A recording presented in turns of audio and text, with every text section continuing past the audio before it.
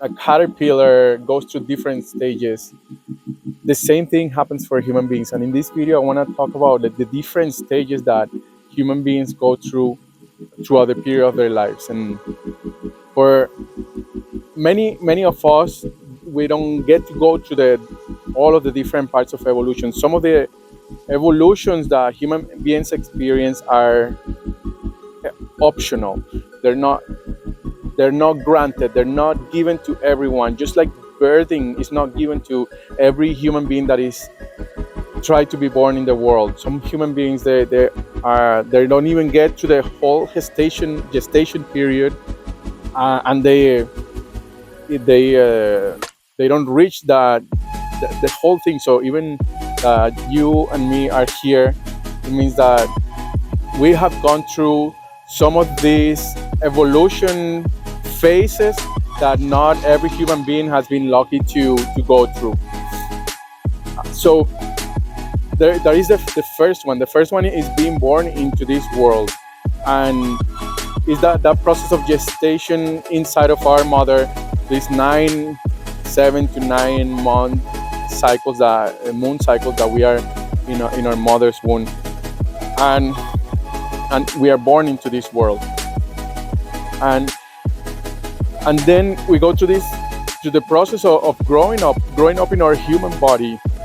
We start our journey as the sperm of our father and the egg of our mother, which come together, and together they create a chemistry, an alchemy that creates the next evolution of the being, which starts diversifying and dividing itself into more complex and more complex and more complex and more complex structure until until that egg is formed and start growing your spine, your heart.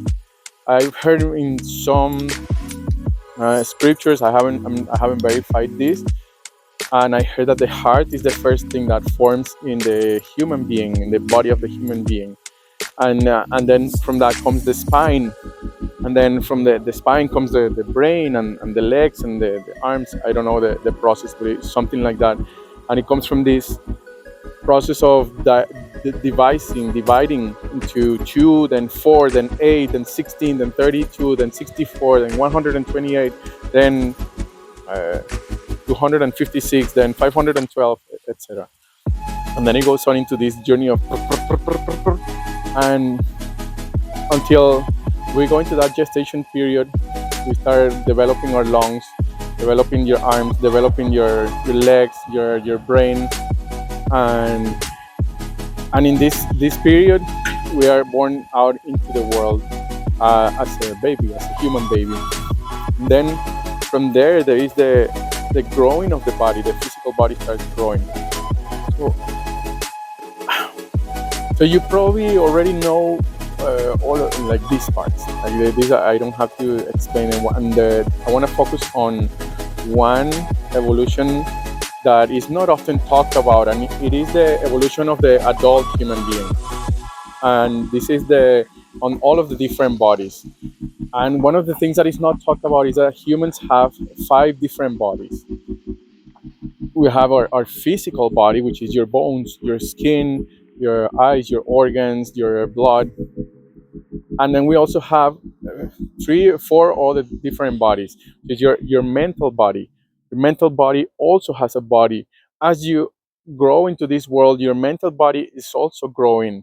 You're starting to get different distinctions in your mind. You start to differentiate hot water from cold water. You start differentiating day from night, or mom from dad, having all of these different distinctions, and in that way, getting it different, even like more complex. That you start differentiating the days of the week, or the season of the year, the day of the month, and your mind body also starts growing and diversifying and splitting and dividing and becoming more and more complex. So you also have a mental body with stories, beliefs, concepts, conclusions, and this is what forms the ideas, and then this is what forms the mental body. And you also have an emotional body. You have a physical body, you have a mental body, you have an emotional body.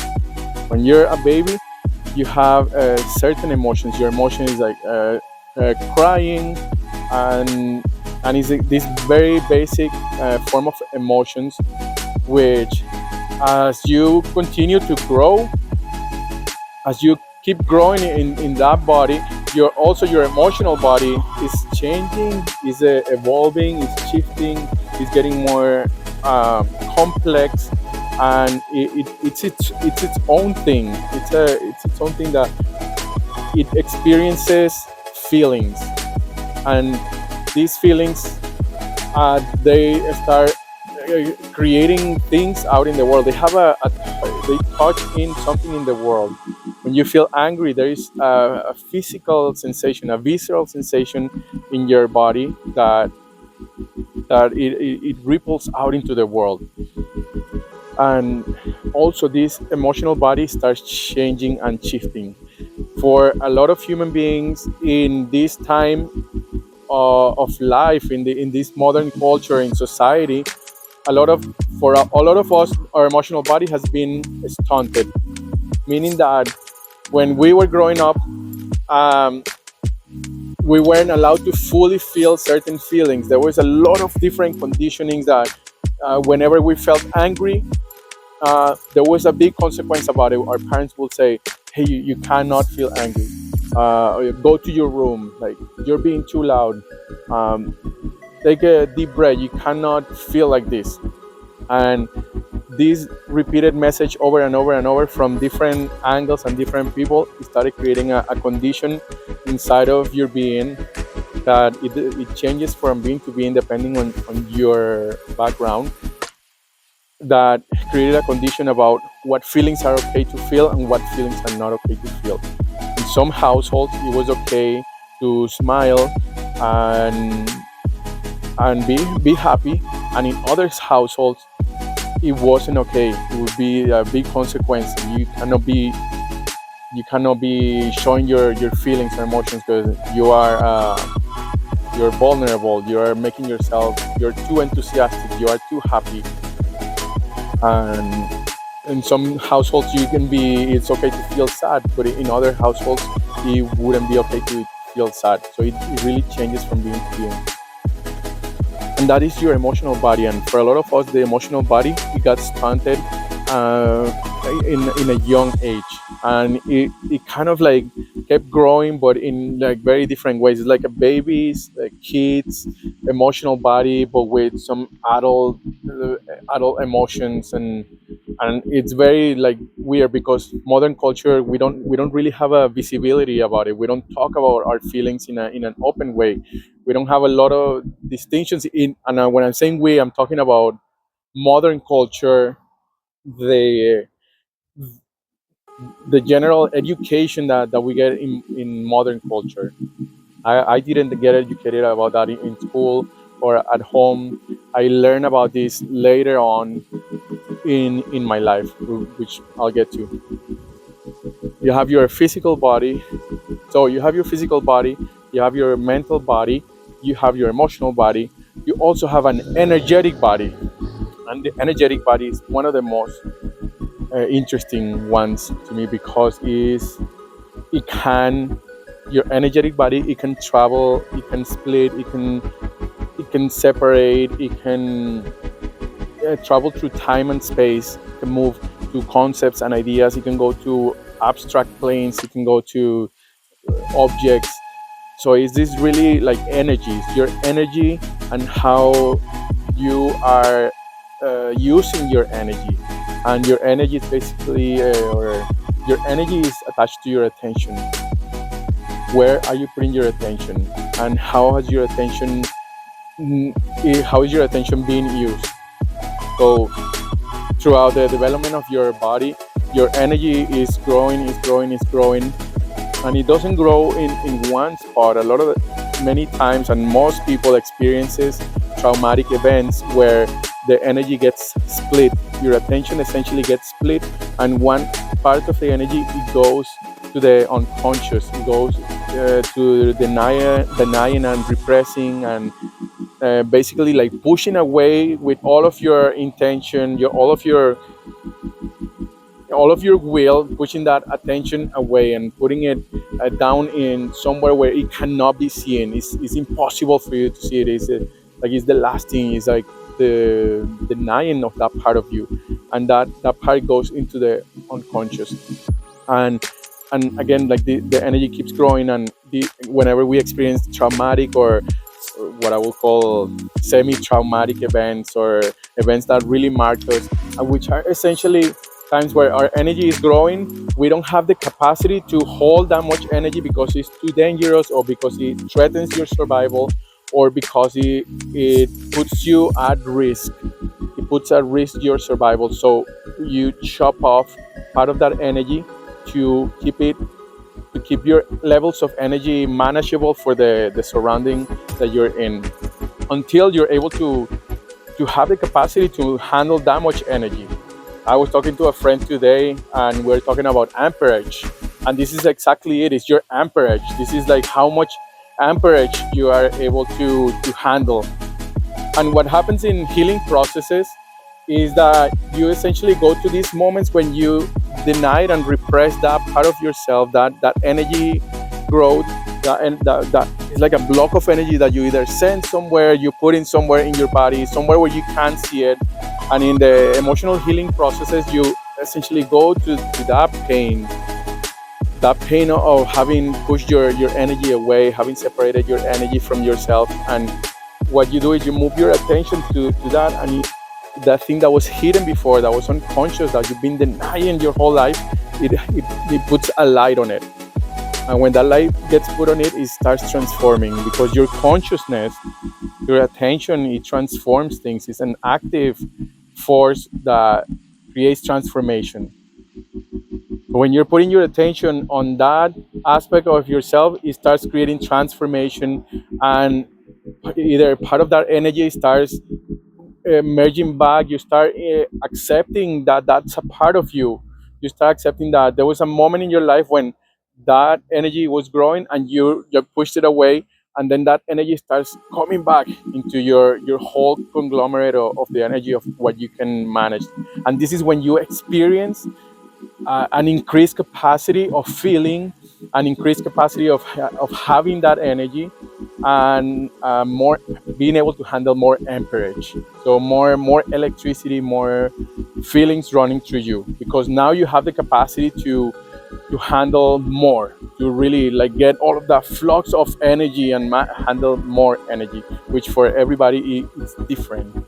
And generally it comes together with a capacity to feel, with a grown capacity to feel. And now you can feel that thing that was denied, that was suppressed and pushed down, and you can feel it and like see that is a part of you, and that you're not being killed, that you're surviving, that it's not that you're surviving, that you're okay, that you can feel 70% anger about this thing, and you are okay.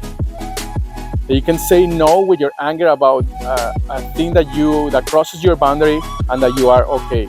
And then that increases little by little your capacity to feel and your capacity to handle amperage. So that is the how it goes in the energetic body. And the process of healing is essentially like getting back these pieces of yourself that you have denied, that you have pushed away. The same happens with other modalities like soul retrieval or parts work. When you do parts work, when you see like the different parts inside of you, and this is all like finding those pockets of energy that have been divided before, and now you can bring them out to the surface, and they can be integrated back into the lot of energy that you can manage, and it's no longer down in the unconscious. So coming back to the evolution of the human being, well, that's 4 bodies, and I'm gonna stick with those 4 bodies for now. There is a 5th body, which is the archetypal body, which is your body, the body that is connected with the archetypal forces, that is already connected with the archetypes that you came here already connected with, and that you can interact with. And For the purpose of this video, I'm gonna stick around with these basic four bodies. And so that's kind of how it goes in the different bodies, the evolution of the different bodies. You have your physical body, which grows in size. You can see it. You can grow the muscles. You can grow your lungs, your heart, and you can develop these different skills like stretching or jumping really high or playing the drums. These are all different things you can do with your physical body.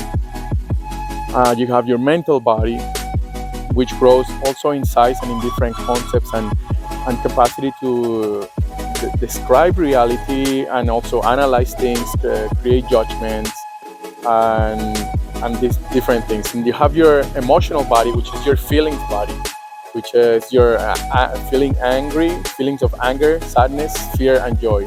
And this also grows in amperage, in energy. The older you grow, the more you can feel technically in an environment where you are allowed to feel, where you are not conditioned.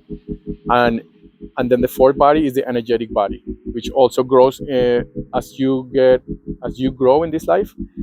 And it also, we create this mechanism where we can allot a piece of that energy to hide or push away. And so, going back to the evolution of the human being, there is an evolution that is unseen, and it's this evolution that masters talked about, and that it gets mentioned in books. This enlightenment thing, or I don't know what it's called in different contexts, but it's just this reference when human beings go from being a caterpillar to going into a cocoon to being a butterfly. And I call this evolution the evolution to adulthood. So this evolution is the evolution of a human being from being a child or an adolescent into being an adult human being. And many people in the world right now, the way that society is shaped and that it shapes us, it essentially forces the human beings to stay in an adolescent state. It doesn't have the modern culture doesn't have the mechanisms and the systems to evolve the human being from the adolescent state into adulthood, like a full-on adulthood state. And this is where a lot of the repression and pain comes up for humanity. That we don't have, there is no space in this culture to grow into a full-blown adult human being. And the basis for this, the mechanism that creates this is initiation process, authentic initiation processes. In the past, there would be processes or rites of passages in your village, where the elders or older people, initiated people in your village, will go with you, or they will send you on a journey. They will send you on a vision quest, where you will have to go out into the woods by yourself for 3 days and for 4 days and 3 nights and without eating, and you'll have to survive that. And this in itself is an initiation process that it makes the human being bloom from the adolescent state into the adult state. And this is things that have been essentially eradicated in modern culture, thanks like thanks to like being like following comfort. Essentially, people following comfort, and it's a whole system that in a way is very intentional. There is a lot of benefit for some people in keeping a group of people in an adolescent state. And at the same time, this is creating a huge consequence in the world, that now we have adolescent people running the world, adolescent people in high positions of power, making these massive decisions based on not an adult state, based on an immature state of consciousness.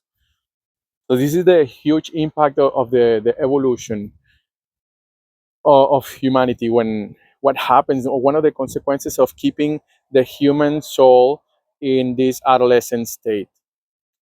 In 2014, I experienced a massive surge of energy in my being. It was like a massive surge.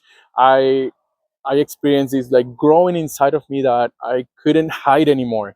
It was a part of my being that I have been denying for a long time. In my case, it was my artistic part, my more musical part, my part that wanted to live life full out and not just work.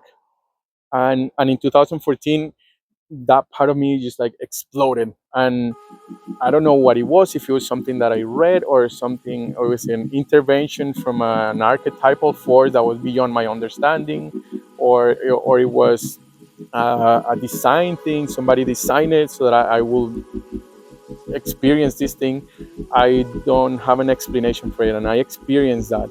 And that was a calling for life to get more of this, to see like really that there is something else other than the surviving every day, making money, paying the bills, going to work, paying more bills, getting a house, getting a mortgage, making more money. And in 2014, I quit my job, and I left I got rid of all my things. I reduced everything to a backpack size, and I left to wander the world. I left with a backpack and really with no plan, no idea what I was going to do. And this is one of the evolutions that many human beings are facing right now. And I don't know how many, but really this is a big calling. For now that I've been after 10 years of having that calling, I see people are out there and they're at the beginning of their calling. They're just getting to wake up and see this, and it's fantastic to see this. It's like, this is it. This is your journey. Now it's up to you what you do with it. And this video, the purpose of this video is to say that point, not everybody gets to experience that. If you are experiencing something like this in your life, you're lucky. You are being called. You are in that process of transformation. The caterpillar, when it's in the cocoon, it liquefies. It's all liquid inside. It doesn't make any sense. It's like it loses its caterpillar shape. So it's not even a caterpillar, or it's not even a butterfly. It's just like all goo stuff inside. And then it starts shaping itself. Like it starts gaining shape, gaining shape, and then it becomes a butterfly. And there is nothing guaranteed in this world. There is no guarantee that you will make it out of it. There is no guarantee that you will like survive one more day.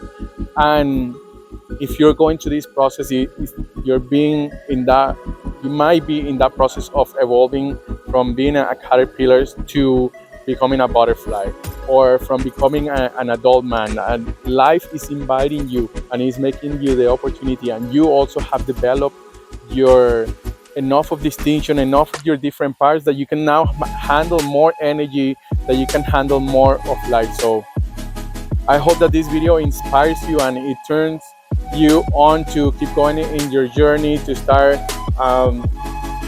going and continuing your developing, your unfolding, trusting the process, keep making mistakes, keep stay in your inner journey, in your inner quest, and to see that there is different parts of yourself, there is different evolutions, and what made sense to the caterpillar before, it won't make sense to the butterfly now, using the caterpillar and butterfly reference.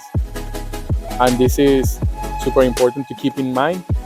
So keep in mind that it will be revolutionary for all of the ways that you think and see the world.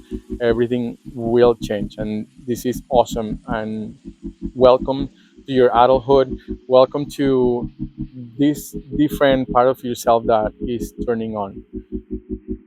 Right. So thank you for watching. If you like this video, like and subscribe, and I'll see you again in the next video. Bye for now.